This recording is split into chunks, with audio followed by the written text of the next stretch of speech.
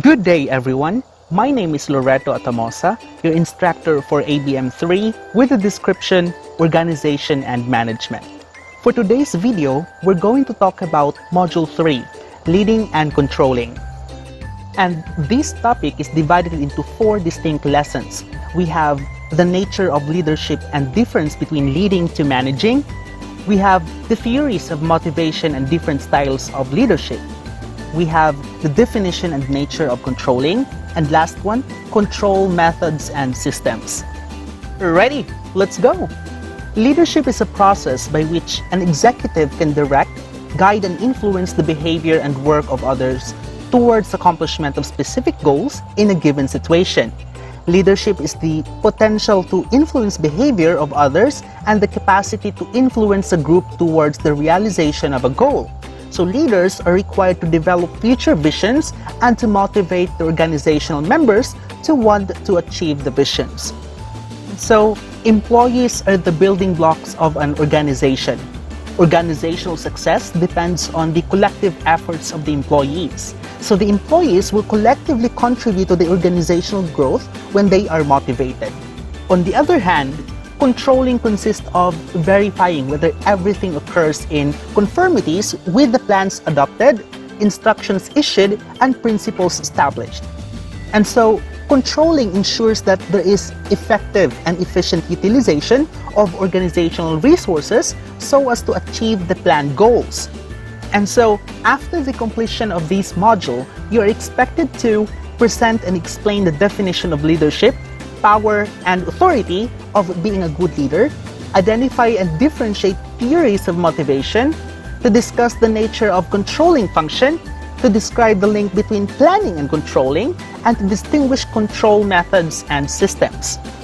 Are you guys ready? Then let's head to Lesson 1. So, Lesson 1, Definition and Theories of Leadership. Our objectives for this lesson are the following. That's to discuss the nature of organization, and to define the organizational theories and their applications. So leadership can be hard to define, and it means different things to different people. In the transformational leadership model, leaders set directions and help themselves to others to do the right thing to move forward. To do this, they create an inspiring vision and then motivate and inspire others to reach that vision. They also manage delivery of vision, either directly or indirectly, and build and coach their teams to make them even stronger. And according to Keith Davis, leadership is the ability to persuade others to seek defined objectives enthusiastically. It is the human factor which binds a group together and motivates it towards goals.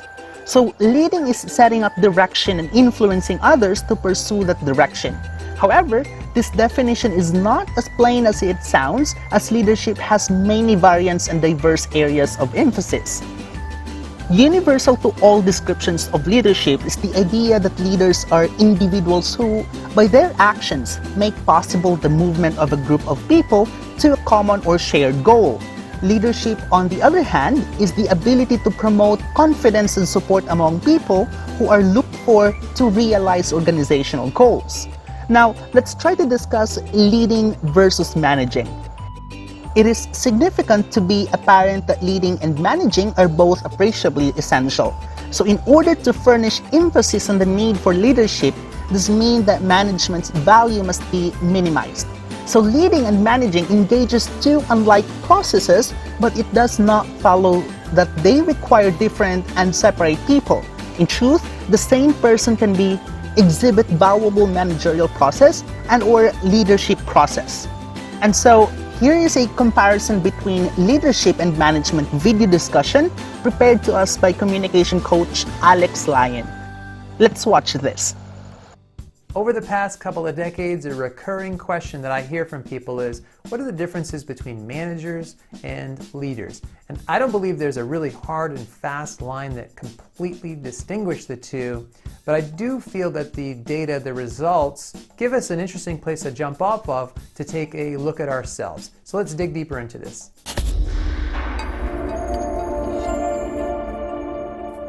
Hello friends, I'm Alex Lyon and this is Communication Coach. I'm here to help you increase your impact and lead your teams to higher levels of excellence. And today's topic is the difference and similarities between managers and leaders. And I've been asked this question a lot, and what I did was I looked at various sources online, and I've done a lot of reading over the years on my own, in addition to a book I wrote on leadership. And what I did is I came up with a little comparison of all the things that are out there, looking at different categories, and I boiled it down to some basic categories that show what I feel are pretty clear differences between managers and leaders. And we'll talk about that in just a moment. But the first point I want to make is clear. In most of the readings that you'll see, in most of the people that you talk to, they will tell you that there's no such thing as 100% manager and 100% leader, because we all have to do a little bit of the other.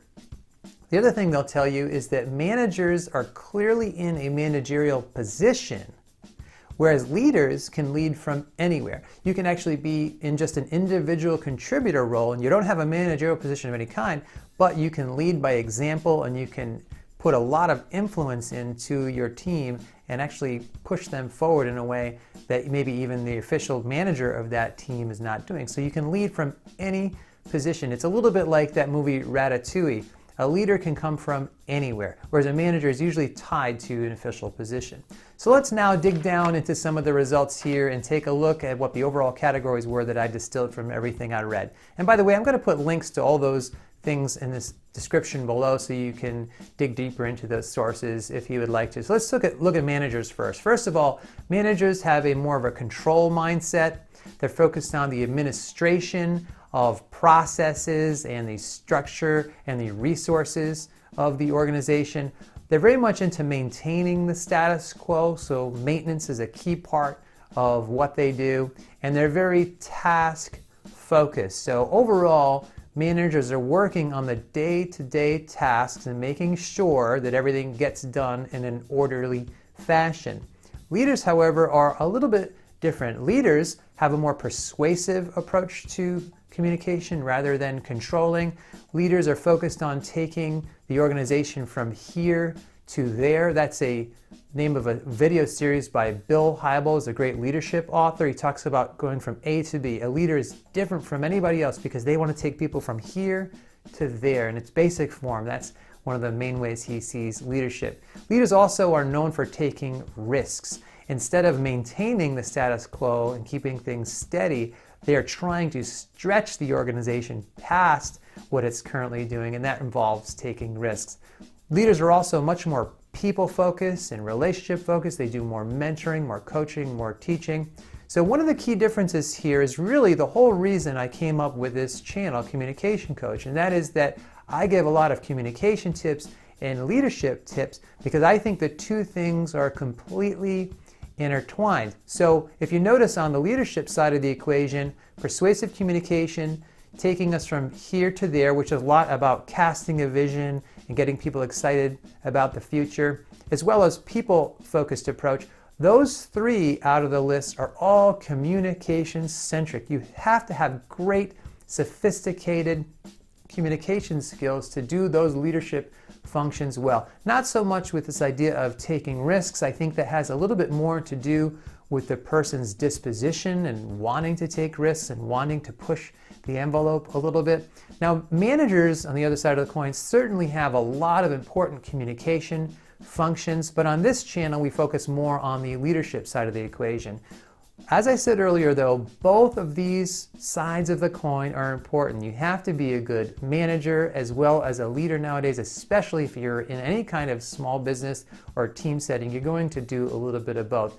One of the things people do, however, is as budget allows and as the organization grows, they will hire people in the area where they are not as strong. Many well-known visionary type leaders, for example, will hire really good task-oriented managers to balance out that team. So here's my question, and I'd love to hear your comments in this section below. Question of the day: what are the areas of leadership that you most want to develop? You can look at the 4 things that I already mentioned, or you can come up with something else. What are the areas that you want to grow as a leader?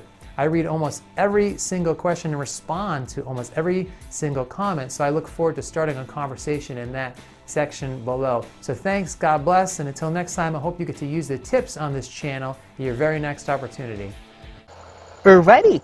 Amazing, right? So on the presentation made by communication coach Alex Lyon, we have learned that leadership means the ability of an individual to influence, motivate, and enable others to contribute towards the effectiveness and success of the organizations of which they are members. While management, on the other hand, comprises directing and controlling a group of one or more people or entities for the purpose of coordinating and harmonizing that group towards accomplishing a goal. And now let's proceed with the leadership use of power and authority. So leadership, through their power and authority, persuade people to do things. Power is the ability to influence decision and control resources. So people with power typically have the likelihood to use influence often. So charm and talent can assist attain power, while authority, on the other hand, is the formal right to get people do things or control resources. It is just the organizations which can award authority. And so leadership employs diverse types of power to influence other people. And so let's discuss one by one the types of power being used by leaders, which are the following. First, legitimate power. It is the authentic right of a leader to make certain types of requests or to tell others what to do. Employees are compelled to follow by legitimate orders. Second, we have reward power. It is the leader's control over treasured reward like salary increases and recommendations for promotions. So people obey with the leader's wishes to obtain these rewards. Third, we have coercive power. So this is the ability of the leader to penalize others. Punishment could be in the form of assignment to unwanted working hours, demotion, and even firing. So this type of power frequently reuses sentiments and triggers retaliation, so leaders often shun using it. Fourth, we have expert power. So this power stems on the special knowledge, skills, and expertise the leader possesses. So people confirm because they believe in, can learn from, or can gain from the expertise. Fifth, we have referent power. It is the ability based on faithfulness to leaders and the group members' aspiration to delight the person. So people follow because of admiration, personal fondness, and wish for approval, or can be ambition to be like the leader. Sixth, we have information power.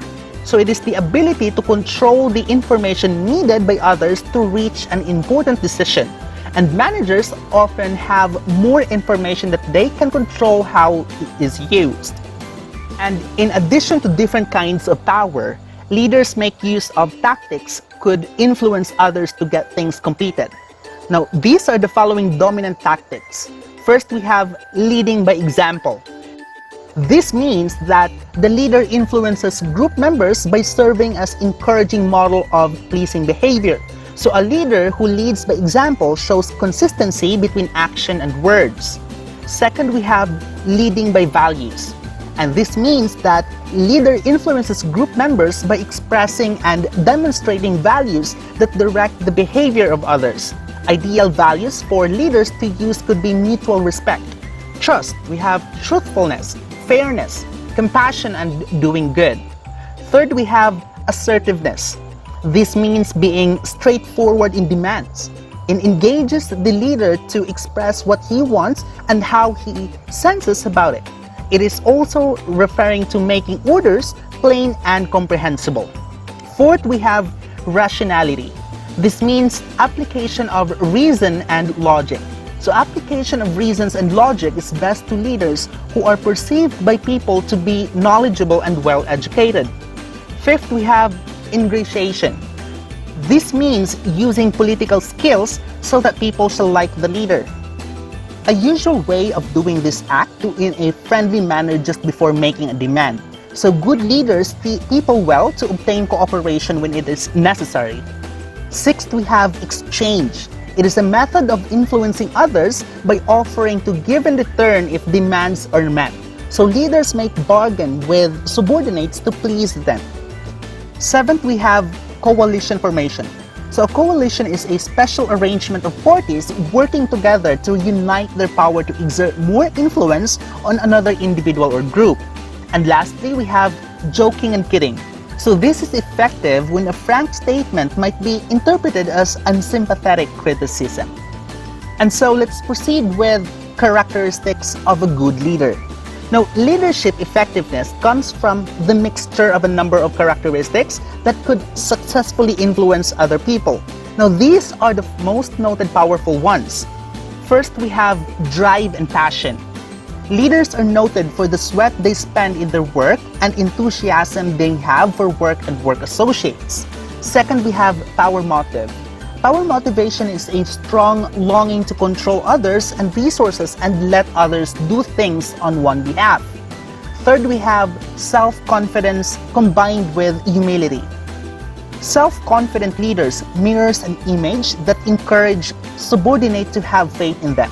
So when combined with humility, which put other people in the limelight, the leader becomes more influential. Fourth, we have trustworthiness and honesty.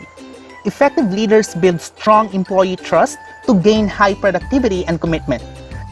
Trustworthiness means a leader's behavior is consistent with his intentions. Simply means for the leader to practice what he preaches.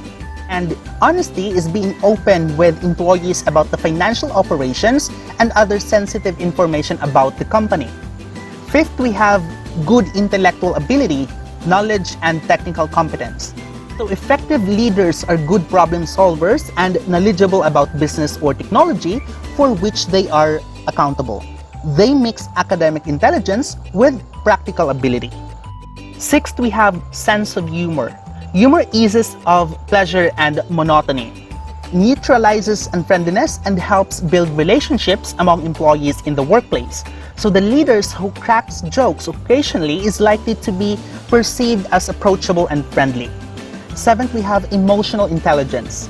So effective leaders show good emotional intelligence, which is the ability to manage themselves and their relationship effectively. And lastly, we have leadership efficacy.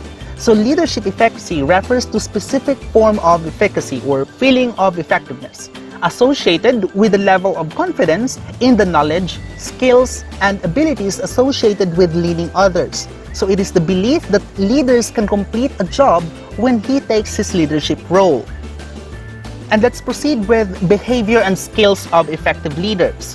So leaders must have certain behaviors and skills to be effective and not just completely rely on traits alone. So in reality, leaders are neither born nor made, but they are a combination of genetic predisposition and learning. So effective leaders have the following behaviors and skills. First, we have adaptable to the situation. So adaptability is the ability of the leader to function effectively in different situations.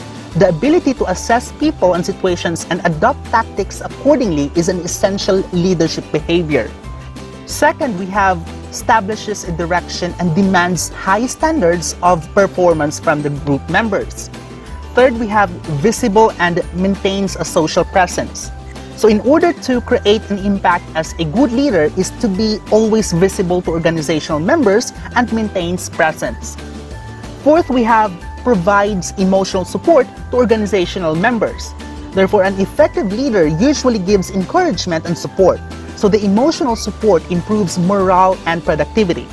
Fifth, we have gives feedback and accept feedback. So the leaders can influence the behavior of organizational members with appropriate performance feedback. And lastly, it plays the role of servant leader. So effective leaders believe that their chief mission is to serve the needs of people under the leadership. So the ability to help others is their gauge in being effective. Qualities of a servant leader include patience, honesty, good listening skills, and appreciation of others. And there you have it. That's it for lesson 1. See you in my next video discussion for lesson 2. Goodbye everyone. Stay safe and healthy. Bye-bye.